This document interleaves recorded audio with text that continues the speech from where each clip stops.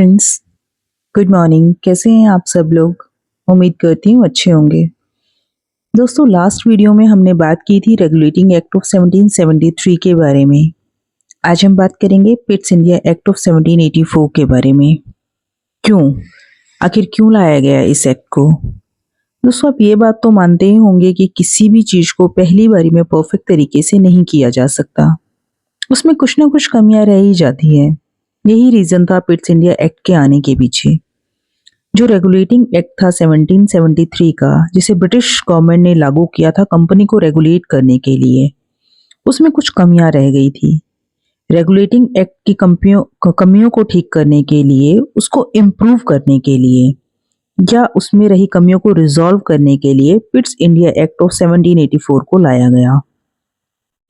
Britain की parliament 1781 में एक अमेंडमेंट पास करती है, जिसके बाद में पिट्स इंडिया एक्ट को लागू कर दिया जाता है। इस एक्ट को एक्ट ऑफ सेटलमेंट भी कहा जाता है, यानी सेटल करने के लिए लाया गया।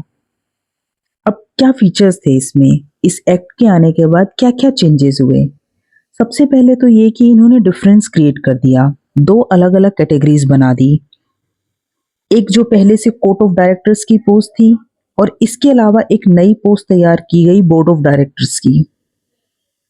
कंपनी के फंक्शंस को दो कैटेगरी में डिवाइड कर दिया गया, कमर्शियल फंक्शंस और पॉलिटिकल फंक्शंस।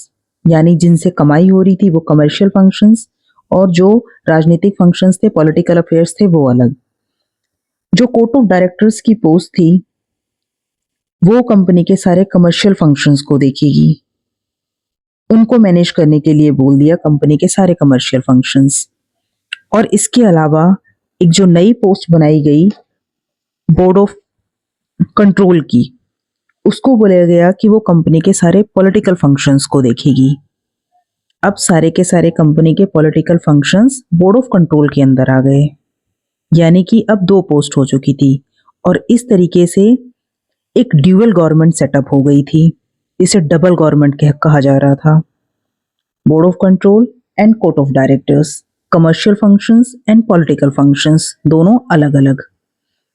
अब क्या हो रहा था कि जो कंपनी के सिविल और मिलिट्री फंक्शंस थे वो बोर्ड ऑफ कंट्रोल के हाथ में थे, उन्हें बोर्ड ऑफ कंट्रोल देख रही थी।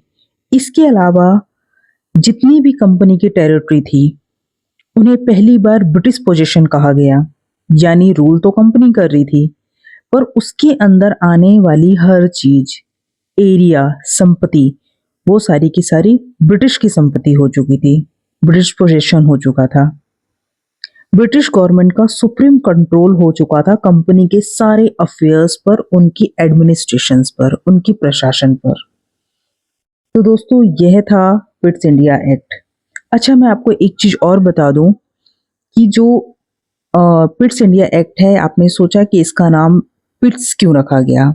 दरअसल जब ये एक्ट आया था उस समय ब्रिटेन के प्राइम मिनिस्टर थे विलियम पिट्स। उनको कुछ कमियां लगी थी रेगुलेटिंग एक्ट में, और कंपनी को कुछ और नए तरीके से सुधार करने के लिए वो कुछ रूल्स लाना चाहते थे। तो उन्हीं के नाम पर जो है पिट्स इंडिया एक्ट लाया गया और उसको लागू किया गया। तो दोस्तों, ये था पिट्स इंडिया एक्ट। आज के लिए हम यही टॉपिक रखेंगे। नेक्स्ट टॉपिक हम नेक्स्ट डिस्कशन में करेंगे। Thank you.